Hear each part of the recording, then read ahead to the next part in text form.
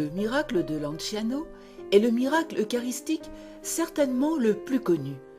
Survenu près de la ville d'Ansanum, aujourd'hui Lanciano, dans les Abruzzes, en Italie, à quelques kilomètres de la mer Adriatique, vers l'an 750 dans l'église Saint-Légontien et Domitien. Au cours d'une messe, au moment de la consécration, le prêtre, un moine grec basilien, a douté de la présence réelle de Jésus-Christ dans les espèces eucharistiques.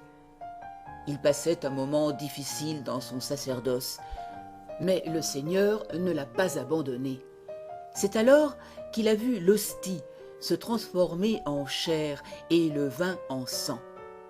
Après un moment de stupéfaction et de frayeur pendant lequel il resta le dos tourné à l'assistance, il se résolut à montrer le miracle à ses fidèles, qui répandirent la nouvelle en remerciant Dieu de l'immense grâce qui leur était faite. Mais ce miracle du 8e siècle, qui s'adressait aux moines et aux gens du village, demeure encore visible de nos jours. En effet, la Sainte Hostie, transformée en chair, et le vin transformé en sang, coagulés en 5 petits caillots, sont restés intacts, sans aucune intervention de l'homme, par l'adjonction de produits conservateurs.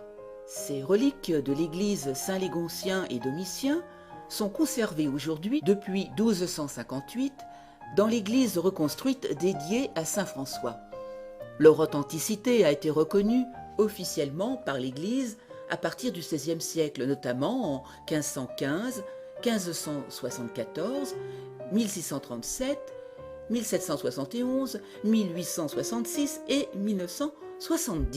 En 1970, en effet, l'archevêque de Lanciano et le ministre provincial des conventuels des Abruzzes, avec l'autorisation de Rome, demandèrent au docteur Eduardo Linoli, directeur de l'hôpital de Arezzo et professeur d'anatomie, d'histologie, de chimie et de microscopie clinique, d'effectuer un examen scientifique approfondi des reliques du prodige qui advint 12 siècles auparavant.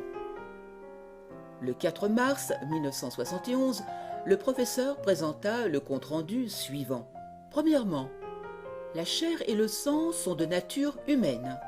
Deuxièmement, la chair miraculeuse est une chair constituée par le tissu musculaire strié du myocarde et précisément du ventricule gauche. On identifie bien les vaisseaux, des artères et des veines, ainsi qu'un double et mince fragment du nerf vague. Troisièmement, le sang miraculeux est du vrai sang. L'analyse chromatographique le prouve indiscutablement.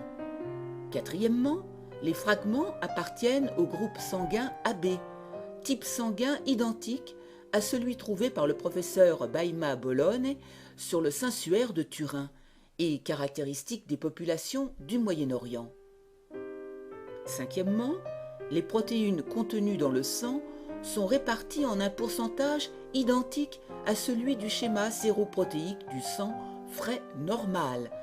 Et miracle dans le miracle, chacun des 5 caillots de sang pèse séparément 15,85 g, ce qui est le poids exact de tous les 5 caillots pesés ensemble.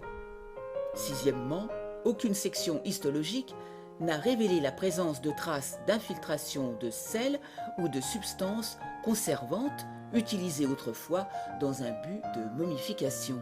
Ce rapport, publié dans les cahiers Sclavo en diagnostic, fascicule 3, 1971, suscita un grand intérêt dans le domaine scientifique.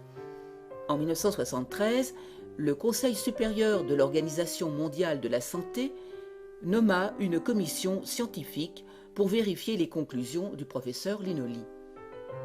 Les travaux durèrent 15 mois et 500 examens furent effectués. Les recherches accomplies par le professeur Linoli amenèrent de nouveaux éléments. On découvrit que les fragments prélevés à Lanciano ne pouvaient être assimilés à des tissus momifiés. Quant aux fragments de chair, la commission déclara qu'il s'agissait d'un tissu vivant, répondant à toutes les réactions cliniques des êtres vivants. La chair et le sang de Lanciano sont conservés tels que s'ils avaient été prélevés le jour même sur un être vivant. dans le résumé des travaux scientifiques de la commission médicale de l'OMS et de l'ONU, publié en décembre 1976 à New York et à Genève, il a été déclaré que la science, consciente de ses limites, s'arrête devant l'impossibilité de fournir une explication.